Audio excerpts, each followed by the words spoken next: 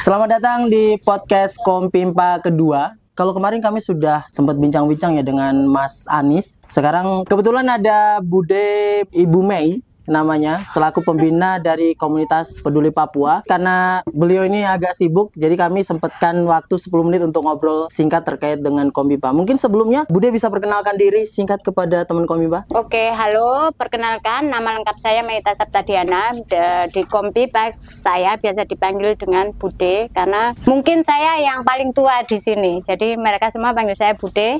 Bude ini memang salah satu pembina kami yang sangat-sangat setia, setiap hari menemani kami, setiap ada kegiatan, setiap ada agenda-agenda. Nah, di sini mumpung ada Bude nih, saya ingin tanya terkait awal mula, kenapa sih Kompimpa ini berdiri? Oke, jadi saya jelaskan secara singkat. Kompimpa berdiri karena awal sebelum berdiri kita sering jalan, sering keliling, dan kita prihatin dengan anak-anak asli Papua, khususnya yang orang-orang Kukuda waktu itu, karena anak-anaknya banyak sekali yang tidak sekolah, atau mereka kepengen sekolah, tapi karena berbagai kendala, jadi mereka tidak bisa sekolah. Nah, di latar belakangi dengan itu, keadaan itu, kita akhirnya mengumpulkan beberapa orang yang punya visi dan misi sama dengan kita waktu itu, dan kita pendekatan terhadap mereka, kita mengajar anak-anak mereka dengan keterbatasan yang kita miliki, sehingga mereka bisa mengerti atau bisa membaca, menulis, dan berhitung, karena itu kan sebagai dasar untuk anak-anak agar bisa masuk ke sekolah formal. Anggota pertama dari Kompimpa ini berapa sih orangnya? Untuk anggota pertama, kita komitmen dari awal kalau untuk ketua memang kita ambil dari orang asli Papua. Nah, kalau wakilnya dan pengurusnya boleh dari yang lain.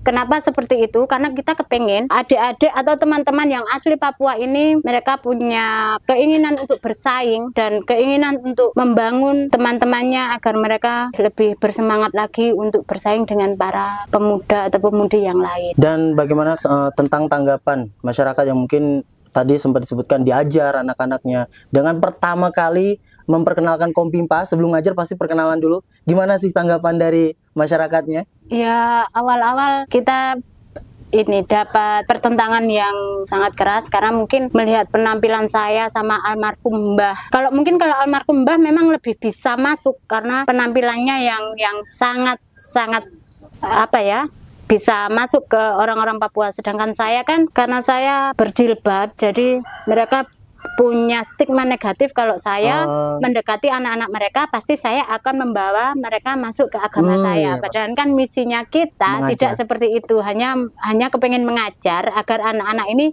lebih bisa membaca, menulis, dan berhitung agar tidak mudah untuk ditipu sama orang lain, seperti itu. Baik, sedikit informasi terkait tadi Mbah Gimbal, kenapa dibilang bisa menyatu. Mbah Gimbal itu dia punya perawakan, itu rambutnya bener-bener gimbal, dibikin kayak kalau teman-teman tahu reggae. Dan kebetulan Mbah Gimbal juga udah mungkin akrab dengan orang-orang asli, jadinya seperti yang tadi Bude bilang, lebih mudah untuk masuk dan berinteraksi ya, jadi itu lebih memudahkan. Nah, untuk kalangan yang tergabung bersama Kompimpa ini dari mana saja? Kalau untuk kalangannya kita ada yang dari komunitas anak-anak reggae, ada anak-anak Vespa, anak-anak motor, terus ada yang ustadz. Jadi Kompimpa ini latar belakangnya berdiri dengan berbagai macam orang yang masuk atau bergabung dengan kita dengan misi yang sama. Kita tidak pernah melihat agama kamu apa, suku kamu apa, rambut kamu apa, kulit kamu apa, tidak. Setiap orang atau setiap kelompok yang punya misi dan visi yang sama dengan kita untuk memajukan anak-anak, terutama anak-anak asli Papua, bersama-sama untuk belajar, mengajari mereka, kita tampung, kita terima, dan kita sama-sama bekerja untuk mereka. Kalau boleh tahu, tadi sempat lupa, Kompimpa ini kalau dihitung dari pertama berdiri sampai hari ini udah berapa tahun?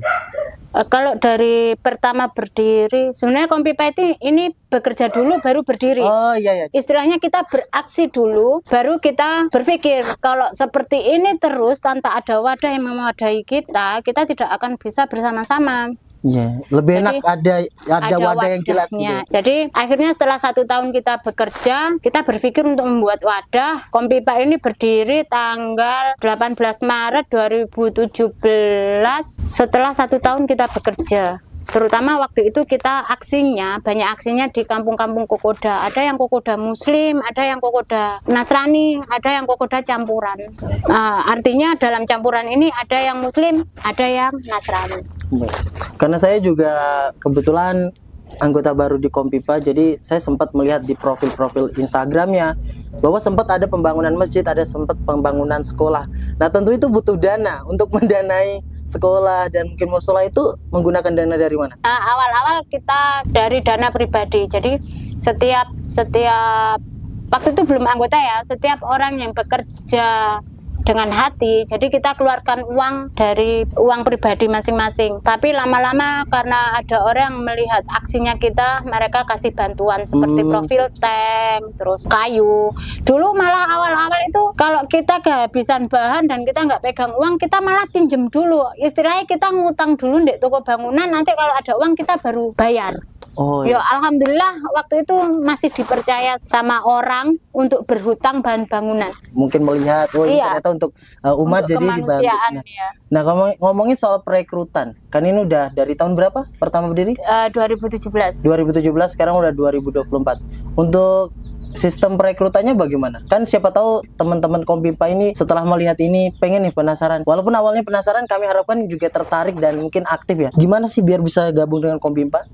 Kalau perekrutan kita memang baru mulai dari tahun 2023, itu penerimaan anggota baru untuk pertama kalinya. Jadi selama 2018 sampai 2022 tidak ada perekrutan anggota. Nah, kalau untuk perekrutan anggota siapapun boleh masuk asal sama-sama punya visi dan misi yang sama. Terus dari kalangan mana aja. Kalau kita menyasarnya dari anak-anak sekolah, terutama SMA sampai mahasiswa. Tapi untuk tahun 2024 ini kita punya anggota yang masih SMP.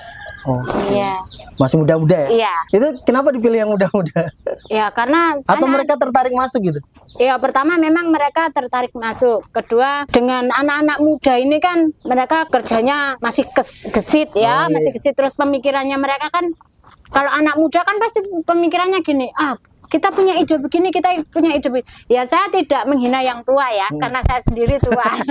Tapi dengan adanya anak-anak muda dan dengan berbagai latar belakang pendidikan, ada banyak variasi atau ide-ide yang mungkin mereka bisa kembangkan di Kompipa. Karena Kompipa ini kan tidak menutup untuk menerima ide-ide teman-teman untuk Kompipa atau untuk kita semua, agar kita lebih berkembang lagi. Nah, ada nggak tantangan? Ini mungkin yang semua ya, organisasi ataupun komunitas pasti mengalami hal ini. Kira-kira apa sih tantangan terberat seorang Bude yang sampai saat ini jadi pembina di komunitas ini? Mungkin ada kayak rasa, wah saya sudah capek nih. Ada nggak sempat merasa gitu? Iya sempat, karena kalau udah mentok sekali kadang sampai mikir kayak gini, kayaknya capek sekali sih, kepengen stop aja dulu biar yang lain aja. Tapi terus nanti kalau sudah berpikir, ya ampun, kita kan udah susah payah. Maksudnya dari awal kita yang awal banyak rintangan, terus banyak hambatan. Istilahnya kita ini udah jatuh, bangun, gulung-gulung, delosar-delosar kan gitu. Masa iya cuma hanya karena mungkin ada perbedaan sedikit dengan, ya namanya manusia kan tidak semua pemikirannya sama dengan kita. Terkadang ada yang berbeda, terus terkadang ada yang ngotot, ada yang keras kepala, ada yang iya tapi tiba-tiba menghilang. Nah itu yang kita harus jaga itu. Kita harus jaga agar teman-teman tetap bertahan di sini. Itu bagaimana? Nah itu yang harus kita jaga. Harapannya ke depan untuk Kompipa ini bagaimana? Yo, harapannya saya sih dengan adanya teman-teman yang muda-muda ini jadi Kompipa bisa regenerasi, bisa berkembang lebih baik lagi, bisa membawa manfaat yang lebih banyak lagi, terutama untuk anak-anak asli Papua dan untuk teman-teman yang lain pada umumnya. Harapannya saya sih itu. Jadi ketika suatu saat nanti kalau saya tiba-tiba harus pergi meninggalkan Kompipa, saya lebih tenang. Terima kasih Bude atas waktunya. Jadi teman-teman, ini podcast ngobrol ini cuma singkat aja. Nanti setelah ini videonya akan ada juga video-video kegiatan dari Kompipa, karena banyak kegiatan dari Kompipa yang mungkin kalau di-upload dalam satu video tidak cukup. Jadi nanti kami akan bikin vlog sendiri untuk kegiatan-kegiatan dari Kompimpa, mulai dari kegiatan yang di base campnya apa, kegiatan di luar apa, dan mungkin yang melibatkan stakeholder itu apa aja, nanti akan kami upload di video selanjutnya. Jadi sampai jumpa di video podcast berikutnya dari channel Kompimpa. Saya pamit undur diri. Assalamualaikum warahmatullahi wabarakatuh. Waalaikumsalam warahmatullahi wabarakatuh. Salam Kompipa.